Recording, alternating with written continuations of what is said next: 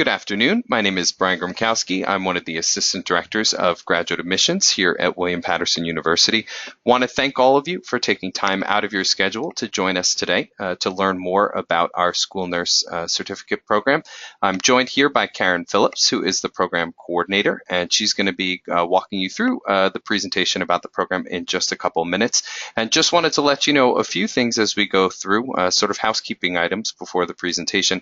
First, I want to make sure you knew that we are going to be recording this presentation as we go through. It's our hope that this format is very helpful, a good way to get a lot of information in a short amount of time. And certainly we are sensitive to the fact that everyone has family obligations, work obligations, and everything in between. And we know there's always a chance you might have to duck out partway through for one reason or another. So we want to make sure that you're able to refer back to this presentation, to any of the slides that might have proven helpful for you, or if you miss a couple slides, to be able to catch yourself back up, hopefully from the comfort of your couch or somewhere else a little bit further down the line. Also, if you enjoy what you hear today, if you want to explore the program further, I wanted you to know that we're going to be having a graduate open house on November 19th, which is a Sunday from 1 to 3 p.m.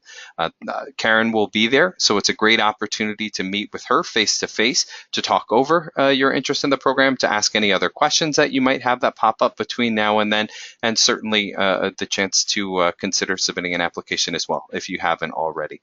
So just keep that in mind, and hopefully you can join us then. I know while this is wonderful to be able to kick back and just take in all this information, it's still no substitute for the chance to be on our beautiful campus here for the fall. So we'd love it if you could join us.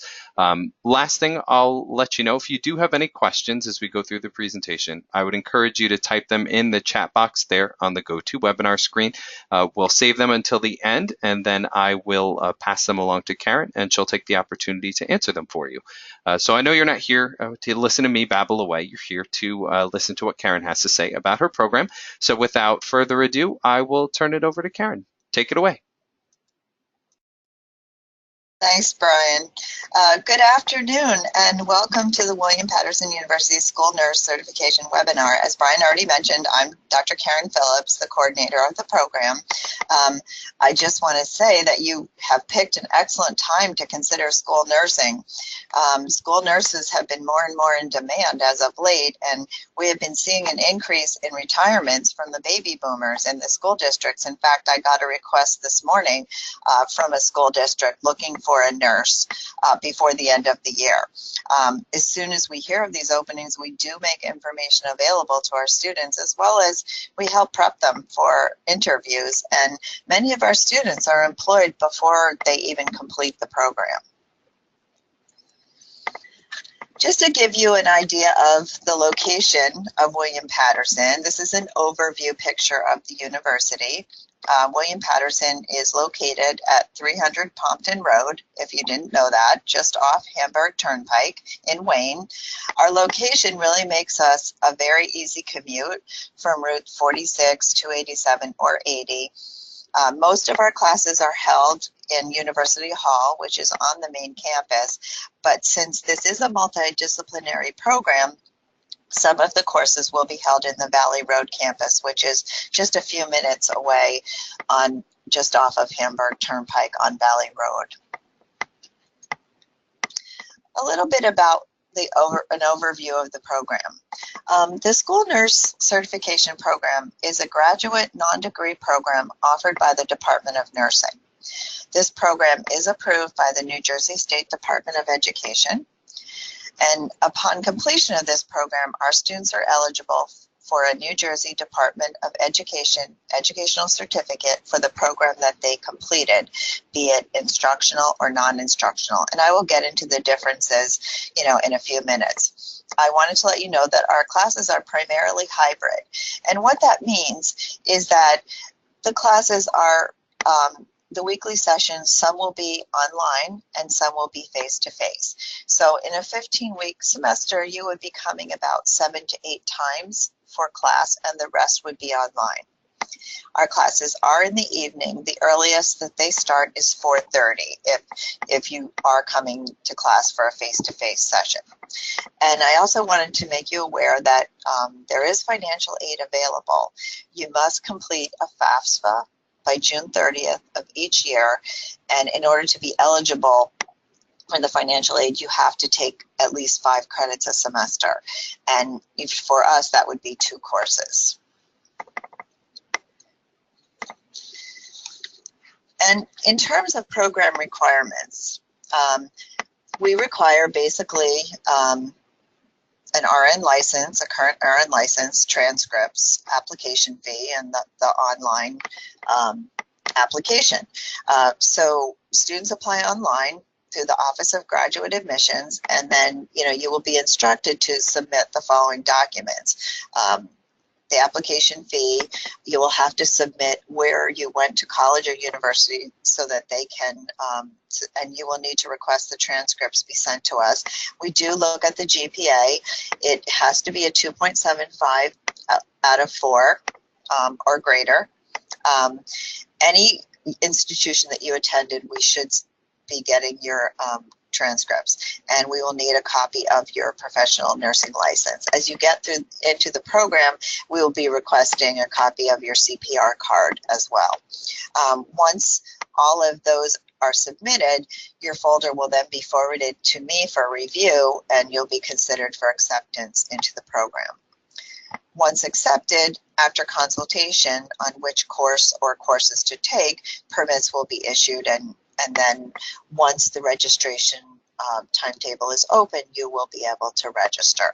And I just want to make you aware that all graduate students must maintain a 3.0 GPA or a B average in order to be considered in good academic standing.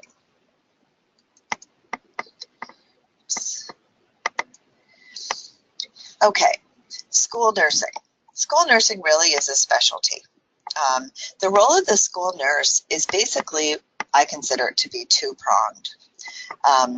Your role is that of a nurse, obviously, and that is a teacher. So the role of the school nurse encompasses both health and educational needs. Some of the responsibilities that would be yours would be to promote health and safety in the schools, to intervene with actual or potential health problems, to provide direct health care to students and staff, provide screenings and referrals for health conditions, promote a healthy school environment, document any care given, maintain records, and administer medications. The school nurse also acts as a liaison between school personnel, family, community, and healthcare providers. Another role of the school nurse is to develop individual health care plans and refer students who need further follow-up, those that may have chronic conditions or those with special needs. You're also part of a national, state, and local nurses association. I want to just put a plug out for your county school nurse associations because they are your local groups that you can meet with and get a lot of more information. They actually have information about upcoming jobs as well. At times, you may be the only health specialist in the building. It really depends on how many children are in your school. You also have to know and inform administration of any relevant health issues that come up. In your role as a teacher, you're providing ongoing health information, not only to students, but to staff, to parents, and to healthcare providers. You act as a resource person. You ensure accessibility of health services to the students and staff, promote and maintain a positive image of nursing, and act as a role model for students and staff. You will use nursing research and best practice guidelines in the development of your action plans for your children, and you will educate about normal growth and development and actual or potential health problems. So in a nutshell, the knowledge of the school nurse must be extensive, competent, responsible, and accountable. And as on the slide, it says you may or may not have a formal teaching schedule, but you will teach every day to anyone who seeks your advice. Now, there are 2 tracks in our school nurse program. There's the instructional track and the non-instructional track. The instructional track is 24 credits, and upon completion of that, that would be 8 credits, 8 courses rather. Upon completion of that course of study, you would be eligible to apply to the state of New Jersey for a standard educational certificate. This certificate, with this certificate, you will be eligible for employment as a school nurse and permitted to perform nursing services in an educational setting, pre-K through 12. You will also be qualified to teach health-related areas, pre-K through 12. And with this, because of this, there is a teaching methods course, and there is also a practicum component. For non-instructional, it's 18 credits or 6 courses, and upon completion of coursework, the student may apply to the state of New Jersey for a non-instructional certificate. This certificate makes the student nurse or eligible for employment as a school nurse and permitted to perform nursing services in a school setting, grades pre-K through 12, but does not qualify the candidate to teach health. There are 2 courses that are considered exit requirements. That would be developmental psych and public health or community nursing. Both of these may be taken as undergraduate courses either at William Paterson or at any accredited institution, and they may be transferred in. Most students who come to us already have public health nursing and developmental psych from their BS programs. Okay, so this is the required course list, and you can see that the first 6 courses on either side are the exact same courses for both. And then the last 2 courses under instructional are the ones that are the different courses. So bear in mind that not every course is offered every semester at this time, and most will require the permit from the chair of whatever department the courses are in. So a little bit about the courses. NUR 5500 and 5510 are School Health Services 1 and 2. Those courses will provide you the basic knowledge necessary to work in a health office, and will especially regarding assessment and role of the school nurse. NUR 6170 is legal issues for school nurses, and that will give you a perspective on legal issues and responsibilities of the school nurse in relationship to the different laws. SPC 5550 is Educational Foundations, and that is a special education course that gives information on teaching in a diverse society. CSP 5601, the counseling course, is specific for school nurses. They do a lot of role playing, counseling for different scenarios. So it's very helpful information. And substance abuse interventions, PSY 6830, is exactly that. It's offered through the Department of Psychology, but it is a course on substance abuse interventions, which is extremely important, especially given, you know, all the news about the overdoses and the opioid use and things like that. So the 2 extra courses for instructional, PBHL 5020, which is Instruction of Health Education K-12, and that is really the teaching methods course. And then 5520 is the practicum. And with the practicum, that is really the field experience. So you will be going out into a school. If you're already employed at a school, you will be we will place you in the school that you're already working at. If you're not working in a school, then we will work with the Office of Field Services to place you in a school where you will do 100 hours in the school system.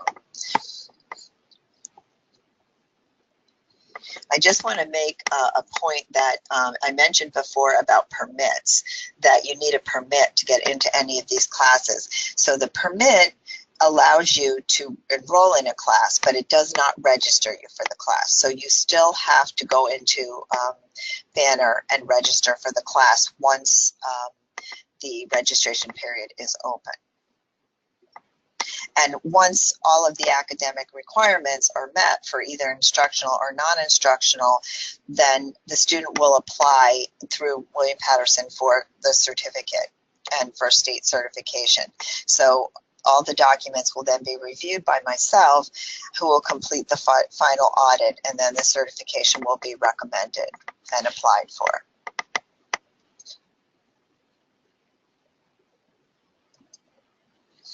Okay, something I always get questions about is emergency certification.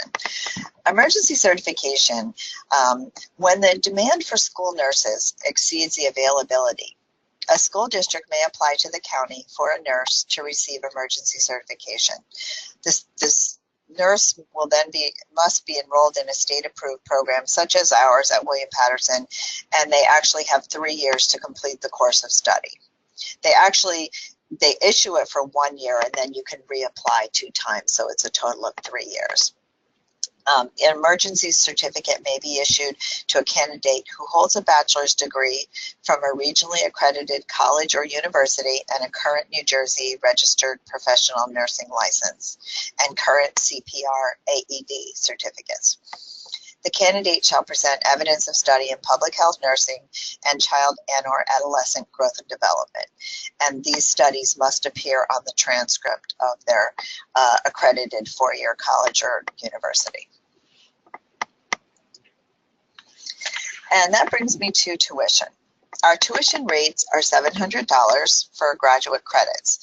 And our rates really are very competitive as compared to other state universities.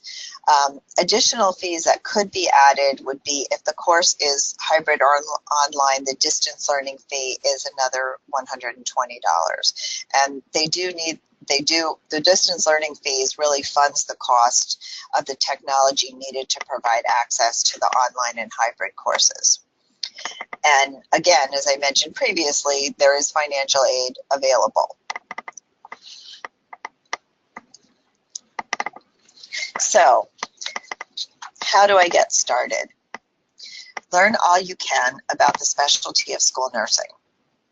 Attend open houses and information sessions, talk to school nurses, and consider the pros and cons of the specialty. Call me to talk to me. Join your local county school nurse association and or the National Association of School Nurses.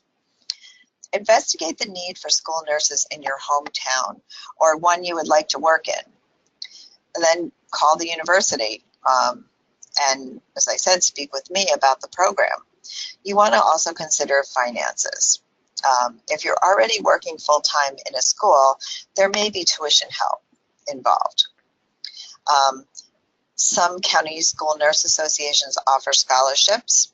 The National Association of School Nurses also offers scholarships, but you do have to be a member for 2 years prior to that. You also want to substitute as a school nurse so you can really see what the position entails.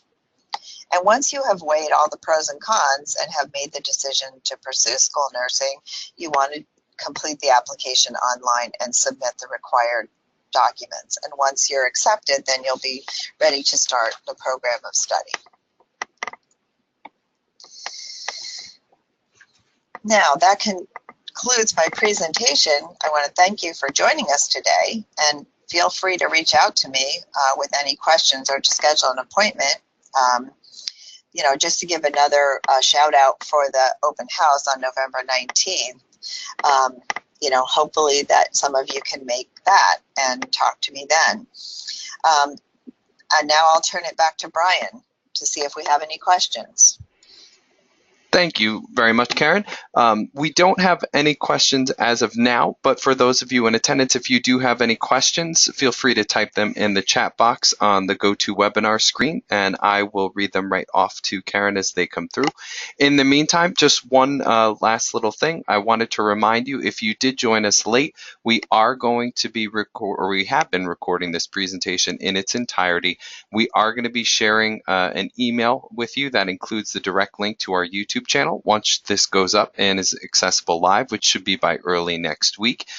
So that would give you the opportunity, if you needed to catch up on anything that you might have missed. And also, obviously, for those who weren't able to join us today, it's our hope that you have the chance to listen to this a little bit further down the line, whether it's on your couch, at your office, or wherever is convenient for you. But it looks like we don't have any questions right now. So Dr. Phillips, I want to thank you so much for taking the time to walk us through this presentation. For those of you that took time out of your schedule to join us, we know everyone has work and family obligations and everything else, so we certainly appreciate you taking the time to join us for the webinar. If you haven't applied already, certainly we hope to see your application in the near future for our program. And then lastly, we do hope that we get the opportunity to meet you in person at our upcoming open house. I did have one question that came through, actually, Karen. One student asked how many credits are needed to add in for an MSN was the question that came through. And I'll turn it over to you if you want to field that. Well, right now we don't have a master's in nursing, so that would be, so I couldn't really address that. We're hoping to get one, which we think will be 9 credits over and above, but at this time we don't have a master's.